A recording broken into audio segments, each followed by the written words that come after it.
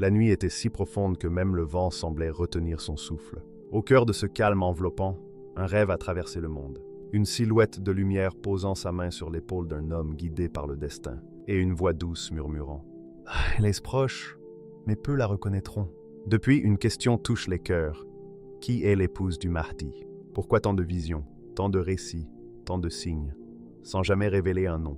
Dans un monde où les cœurs cherchent la paix, où les âmes aspirent à guidance, son identité demeure l'un des mystères spirituels des derniers temps. Mais avant de découvrir cette révélation empreinte de sérénité, abonne-toi à notre chaîne Lumière éclair de l'Islam, si ce n'est pas encore fait, pour recevoir des rappels bénéfiques, et partage ces messages avec douceur, respect et sincérité avec tes proches. Et si tu le souhaites, écris en commentaire la ville ou le pays depuis lequel tu nous regardes.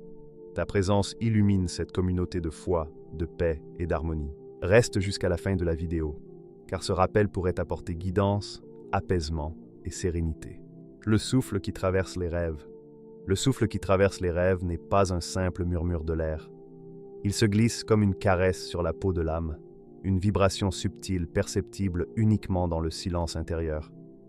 Ceux qui en font l'expérience parlent d'une sensation à la fois familière et mystérieuse, comme si un voile invisible s'était posé sur leur conscience et qu'un murmure ancien avait trouvé refuge derrière leurs paupières closes.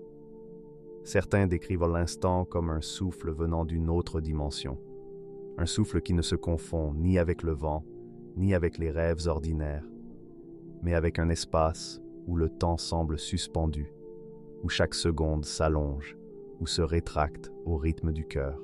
À ce moment, la nuit semble se transformer.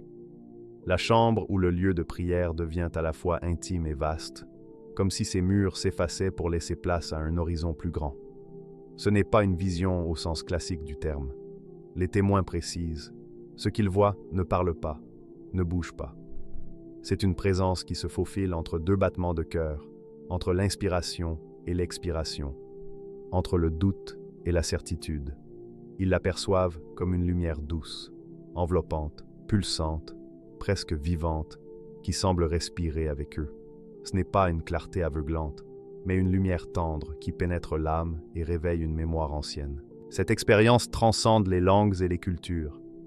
Dans un village, un vieil homme raconte que cette présence l'a trouvé alors qu'il récitait ses prières nocturnes, à genoux sur un tapis simple. Il n'a pas parlé. Il n'a pas nommé cette lumière. Sa seule présence suffisait. Dans une ville lointaine, une jeune femme, fatiguée par les épreuves de la vie, se réveille en larmes, convaincue d'avoir été touchée par quelque chose de bien plus vaste que son quotidien. Tous ces récits convergent vers une vérité. Cette lumière n'est pas une entité autonome. Elle rappelle, évoque, connecte. Elle est un écho d'une réalité supérieure que l'esprit humain perçoit sans toujours comprendre. Le silence de cette lumière est tout aussi significatif que sa présence. Aucun mot n'est échangé. La communication se fait par résonance intérieure. Les témoins parlent d'une certitude, d'une clarté qui s'installe dans le cœur et dépasse le langage. Certains ressentent une chaleur douce, une paix profonde qui envahit le corps, comme si les inquiétudes et les doutes étaient apaisés par une force invisible. Cette paix ne vient pas du monde matériel. Elle émane d'une source unique, et tous s'accordent à dire que cette source ne peut être qu'Allah. La lumière semble parfois préparer les cœurs à une guidance particulière. Ceux qui vivent cette expérience comprennent, même sans savoir exactement comment, qu'ils ont été touchés par une présence qui les incite à suivre un chemin spirituel plus élevé. C'est une révélation silencieuse, subtile, où le corps et l'esprit deviennent instruments de perception. Chaque détail compte.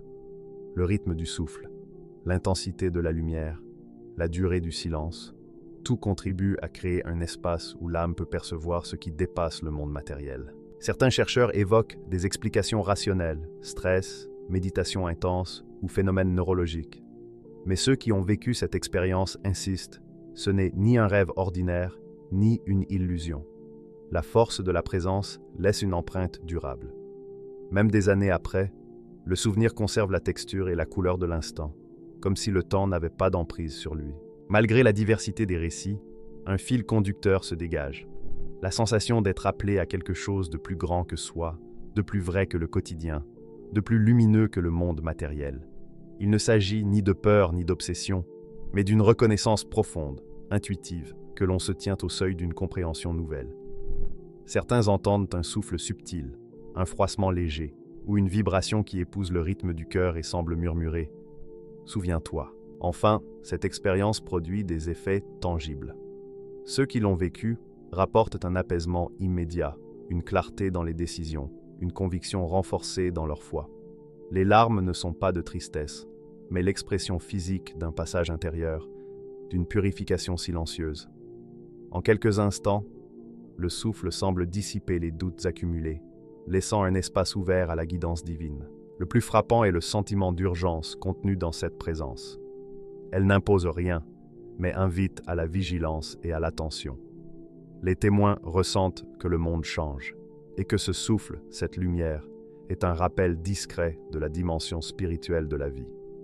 Les rêves deviennent des messagers, des ponts entre le visible et l'invisible, entre le terrestre et le divin, entre le présent et ce que la guidance spirituelle peut offrir. Au fil des nuits, certains perçoivent des motifs récurrents, gestes subtils de la lumière, synchronisation avec le rythme du cœur, coïncidence avec des événements réels. La lumière n'est jamais statique. Elle se déplace, module, insiste là où l'âme a besoin d'être éveillée.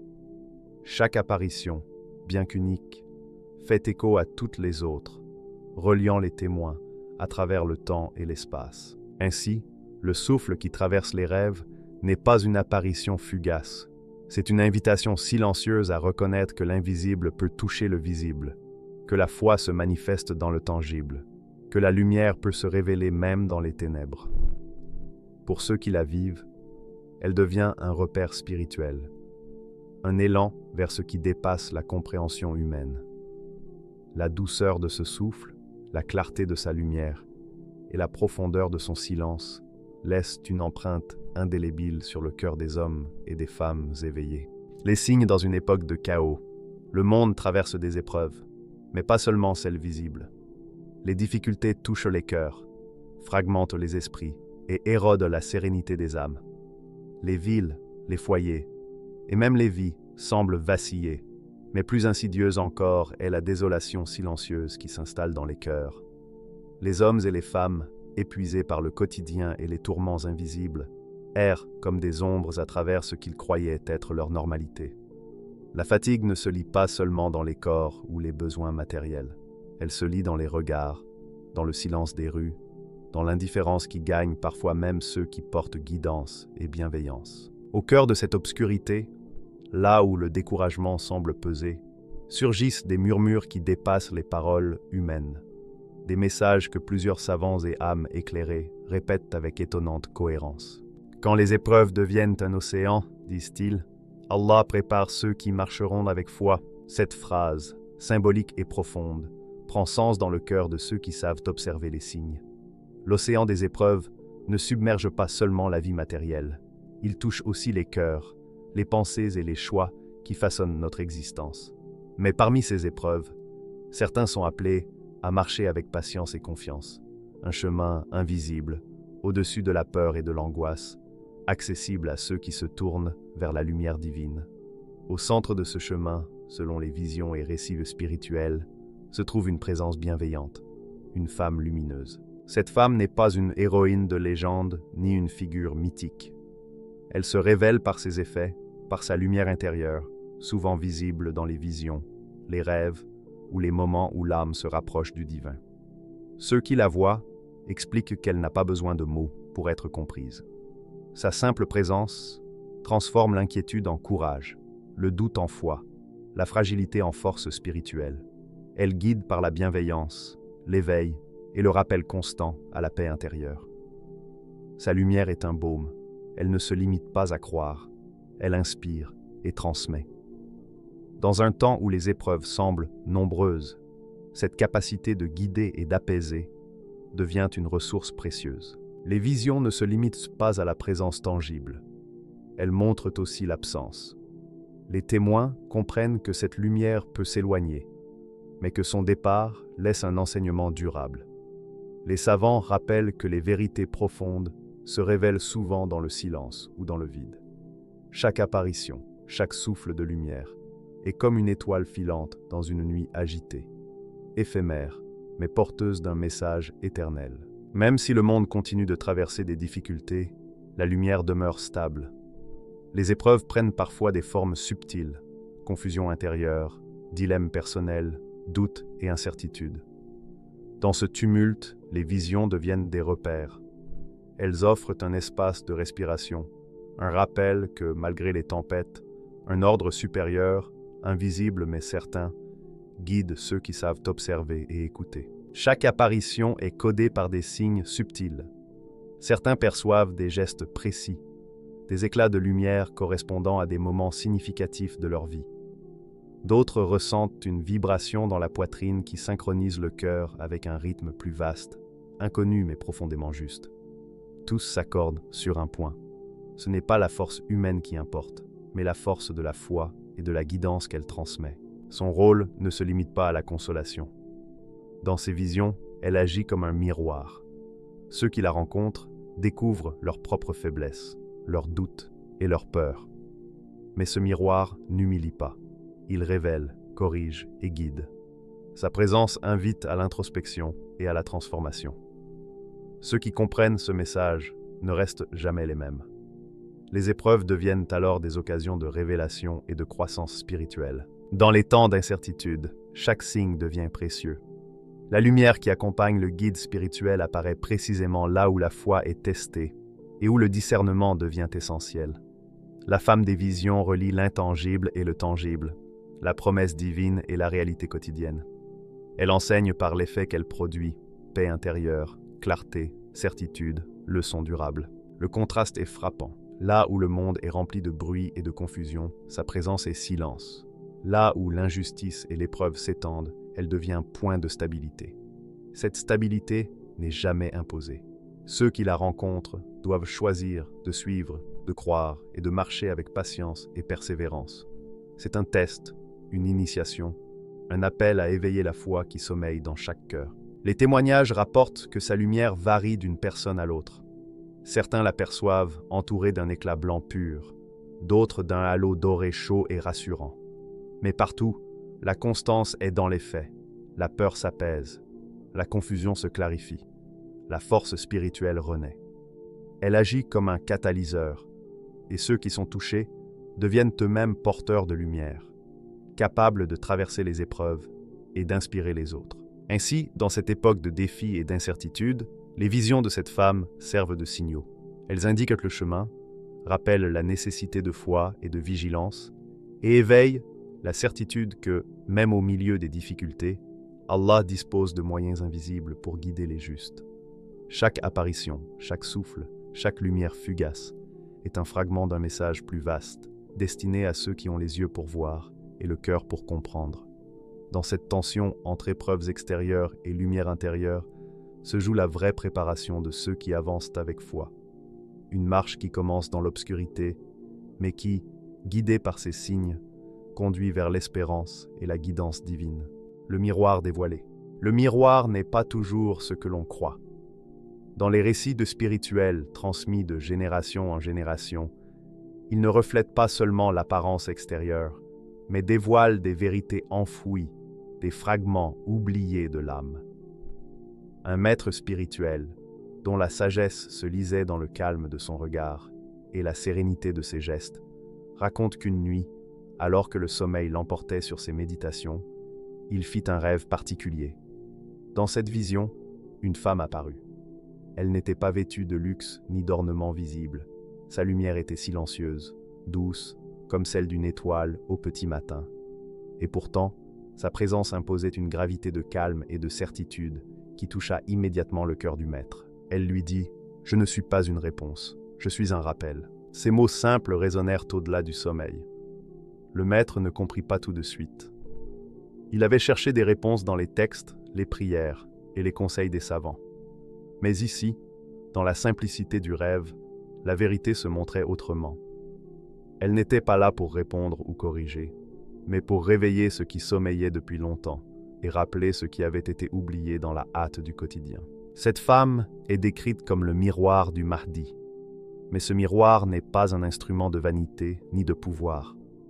Il ne reflète pas le monde extérieur, ni la richesse ou la gloire. Il montre ce que chaque cœur a conservé, la sincérité des intentions, la douceur des gestes, la lumière qui habite ceux qui aiment et qui croient. Dans un monde qui mesure souvent la valeur par l'apparence ou les possessions, ce miroir révèle la puissance d'un cœur éveillé, l'essence véritable de l'être. Le maître raconte que dans le rêve, il percevait cette force silencieuse. Elle ne résidait pas dans des actions spectaculaires ou des paroles imposantes, mais dans le cœur, un lieu invisible mais ferme, capable de percevoir sans voir, de comprendre sans juger, de guérir sans contraindre. Ce cœur voyait la vérité des hommes comme le soleil éclaire la terre, discernant la sincérité, les doutes et les intentions, et les transformant en lumière, en rappel, en éveil. Le maître méditait longuement sur cette phrase. « Je ne suis pas une réponse, je suis un rappel. » Il comprit que la réponse appartient au monde extérieur, aux événements, aux paroles, aux circonstances. Mais le rappel appartient au cœur et à l'âme, à ce lieu où le temps et la logique ne dominent pas. La femme miroir n'intervient pas pour corriger, elle intervient pour éveiller la mémoire intérieure, révélant ce qui était oublié dans l'obscurité. Les témoins de ces visions parlent d'un bouleversement subtil mais profond. Ce n'est pas un choc ou une illumination soudaine, mais un ébranlement doux qui lève le voile sur ce que l'on ne voit plus dans le quotidien. La patience dans l'épreuve, la générosité silencieuse, la douceur dans les gestes simples. Ce rappel ne juge pas. Il réveille et permet l'harmonie intérieure même lorsque le monde semble confus. Cette fonction de miroir révèle également l'interdépendance entre la lumière et l'ombre. Le Mahdi observe le monde et ses imperfections, mais grâce à ce miroir, il est rappelé à l'essentiel. Les épreuves et les difficultés ne sont pas effacées, mais leur perception change. Il apprend à discerner la lumière derrière l'obscurité, la sincérité derrière les apparences et l'intention divine derrière ce qui semble complexe. Le miroir n'est pas une protection contre le monde, mais un guide à l'intérieur du monde. Le rappel n'est jamais imposé. Le rêve, comme la vie spirituelle, n'enseigne jamais par la contrainte. La femme miroir laisse le choix, ignorer, observer sans comprendre, ou écouter et intégrer. Ceux qui choisissent de comprendre découvrent que le pouvoir véritable ne réside pas dans la domination, mais dans la perception, la compréhension et la transformation intérieure. La lumière intérieure devient alors une force silencieuse, plus puissante que toute autorité extérieure. Le maître note aussi que le cœur qui voit sans les yeux conserve une mémoire que les sens physiques n'atteignent pas. Il se souvient de la sincérité des anciens, de la pureté des intentions oubliées, des actes invisibles qui façonnent pourtant le monde. En se souvenant, il réévalue ses propres décisions et intentions, apprenant à agir selon les sens plutôt que selon l'apparence. Dans ce sens, le miroir ne reflète pas seulement ce qui est, mais ce qui pourrait être. Au fil des générations, cette notion de miroir a été transmise non comme un conte, mais comme un enseignement pratique.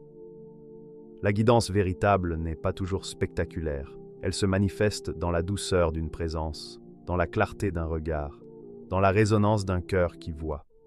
La différence entre rappel et réponse est claire.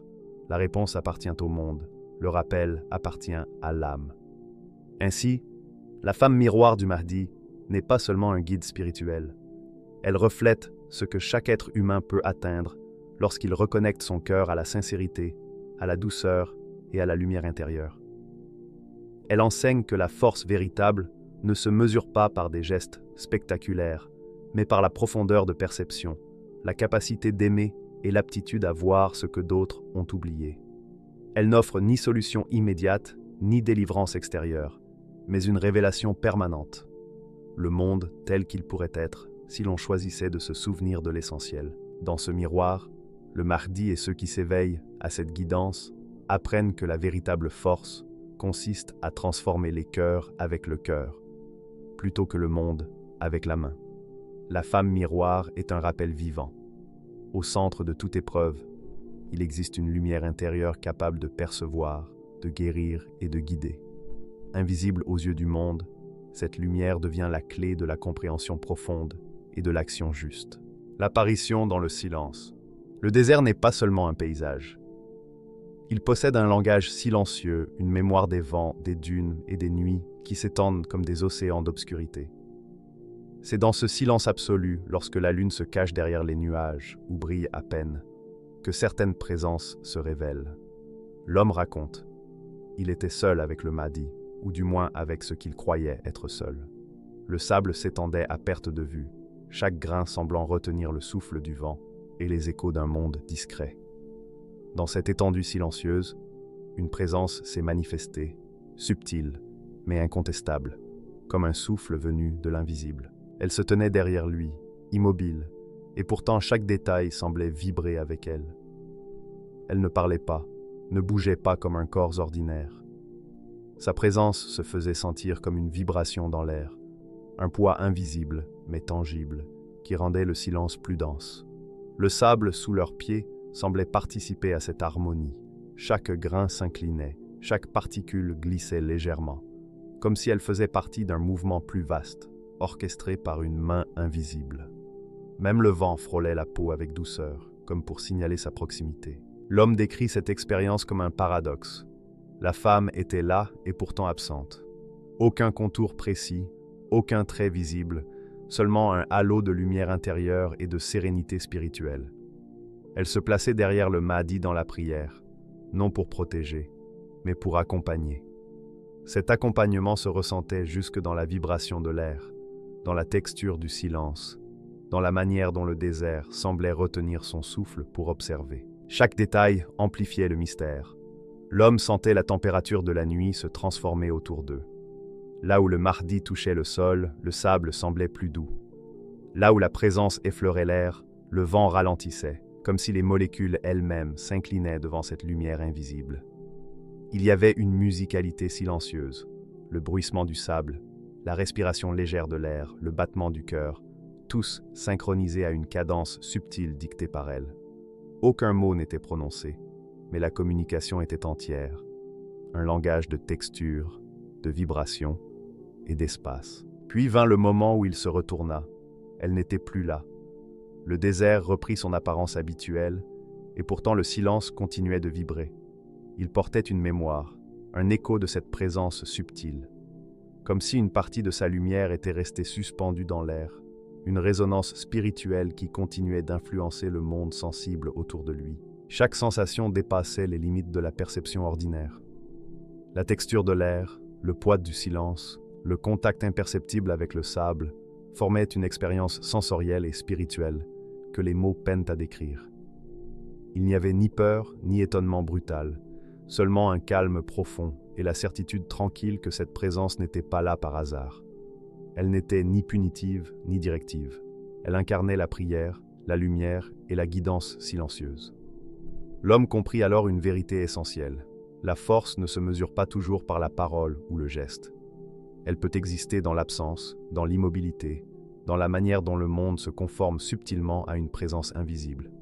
La mémoire de cette expérience persiste longtemps après l'événement.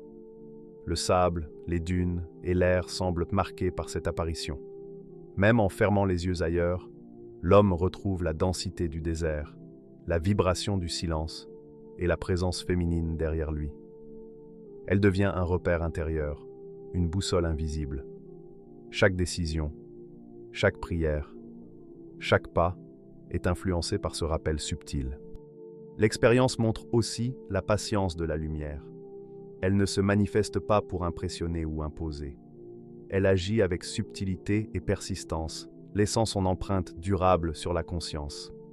Le vent, le sable et l'air vibrent encore après son départ, rappelant que la transformation spirituelle n'est jamais instantanée. Elle s'imprègne doucement et reste présente. Enfin, le récit souligne la puissance du non-dit. Elle ne parle pas, n'ordonne rien, n'agit pas de manière spectaculaire, et pourtant, sa seule présence suffit à transmettre un enseignement. La vraie force peut exister sans bruit, la guidance peut se manifester sans geste, la lumière peut briller même dans l'obscurité. Dans un monde qui valorise souvent l'action visible et les démonstrations tangibles, parfois le plus grand miracle est celui qui se ressent et reste dans le cœur comme une vibration silencieuse. Ainsi, l'apparition dans le silence n'est pas un simple événement surnaturel. C'est une expérience spirituelle et sensorielle complète, qui dépasse les limites de l'observation humaine et résonne dans l'âme. Elle enseigne que la lumière peut exister sans forme, que la guidance peut exister sans mots, et que la présence peut se faire sentir même dans l'absence. Pour ceux qui la vivent, cette apparition devient une référence permanente, une gravité invisible à laquelle revenir chaque fois que le monde extérieur semble vouloir éclipser la certitude et la foi. Le nom que l'on ne prononce pas. Le nom n'existe pas pour elle. Dans l'histoire des hommes, chaque figure est entourée de mots, d'étiquettes ou de titres. Mais elle échappe à tout cela.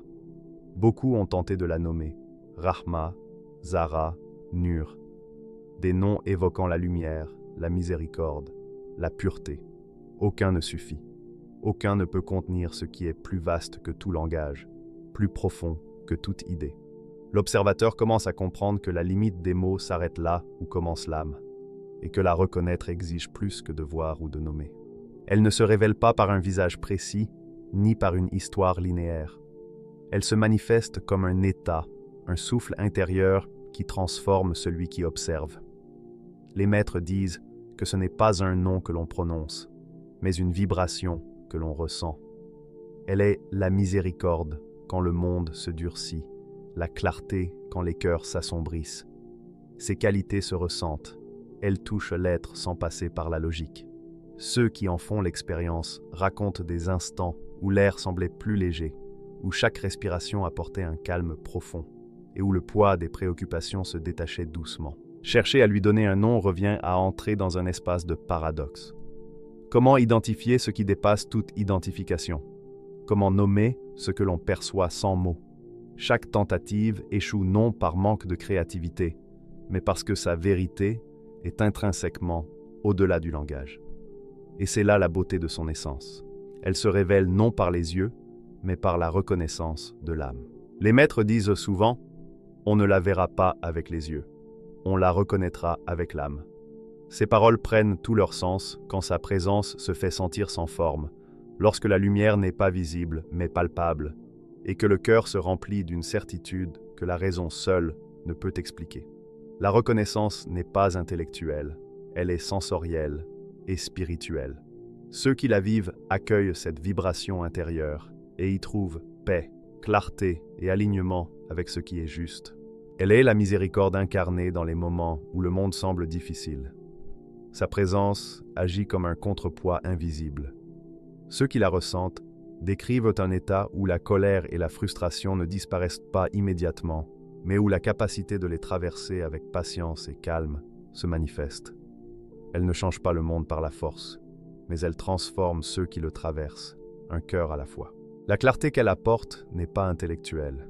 Elle ne consiste pas à expliquer ou convaincre, mais à offrir une lumière intérieure qui dissipe le doute et l'incertitude. Ceux qui en font l'expérience voient leur esprit se détendre, leur perception s'élargir, leur cœur s'ouvrir à l'essentiel. C'est un état d'évidence, la certitude qu'une force juste et lumineuse existe et guide le monde, même lorsqu'elle n'est pas visible. Son nom, si l'on peut l'appeler ainsi, est une vibration silencieuse. Chaque rencontre avec elle, réelle ou spirituelle, laisse une empreinte subtile mais durable dans l'âme. Les témoins parlent de frissons, de chaleur dans le cœur, de la sensation que le voile de l'illusion se lève. Cette résonance ne peut se transmettre par les mots, elle se ressent. C'est cette expérience qui rend la quête de son nom à la fois fascinante et mystérieuse. Elle se révèle à ceux qui cherchent à ressentir plutôt qu'à identifier. Dans un monde saturé de sons et de mots, sa présence est un silence vibrant. Elle n'impose rien, mais inspire tout à ceux qui savent écouter. La reconnaissance ne dépend ni d'un rite, ni d'une prière spécifique, ni d'un savoir particulier. Elle est universelle et intime à la fois. L'âme attentive sait instantanément qu'elle fait face à quelque chose qui dépasse la perception humaine classique. Et ce savoir devient un guide intérieur pour chaque choix, chaque action, chaque pensée. Les maîtres spirituels insistent. Vouloir la nommer revient à vouloir enfermer l'infini dans un mot. Elle n'est pas un objet ni une personne au sens matériel, mais une présence qui agit sur l'être, influence la perception et transforme le cœur et l'esprit. Ceux qui cherchent à la cerner échouent, Mais ceux qui acceptent de ressentir son essence découvrent un horizon de compréhension bien plus vaste. Son état devient un repère constant. Lorsqu'une difficulté ou un doute se présente, sa présence se fait sentir comme un souffle de lumière. Elle n'a pas besoin d'apparitions spectaculaires ou de gestes visibles. La reconnaissance se fait dans la conscience profonde, dans le rythme du cœur, dans l'alignement intérieur avec la miséricorde, la clarté et la vérité. C'est là que se trouve son nom véritable. Non dans un mot, mais dans l'état qu'elle crée, l'évidence qu'elle inspire et la transformation qu'elle opère silencieusement. Ainsi, le nom que l'on ne prononce pas devient une vérité vivante, un repère intérieur, une lumière invisible mais tangible. Elle est à la fois proche et infiniment loin, intime et universelle, silencieuse et pourtant pleinement présente. La reconnaître ne requiert ni yeux ni oreilles, mais un cœur attentif et une âme éveillée. C'est le point culminant de toutes les visions et apparitions. Elle est la miséricorde, la clarté, l'évidence, le témoin de l'invisible dans le monde tangible. Alors, qui est-elle réellement? Une présence spirituelle ou un état de lumière que l'âme peut percevoir? Un secret qu'Allah a placé au cœur du Mahdi, au-delà de toute compréhension humaine. Ceux qui cherchent à saisir son visage se trompent. Ceux qui cherchent sa lumière la trouveront. Et peut-être que la vraie question n'est pas « Qui est l'épouse du Mahdi ?» mais plutôt « Sommes-nous prêts, nous aussi, à devenir lumière lorsque la nuit s'abat ?» Car les derniers temps ne se manifestent pas seulement autour de nous. Ils commencent à l'intérieur de chaque cœur. La prochaine vidéo pourrait apporter un éclairage que tu n'attendais pas, un rappel pour l'âme et un souffle de guidance divine.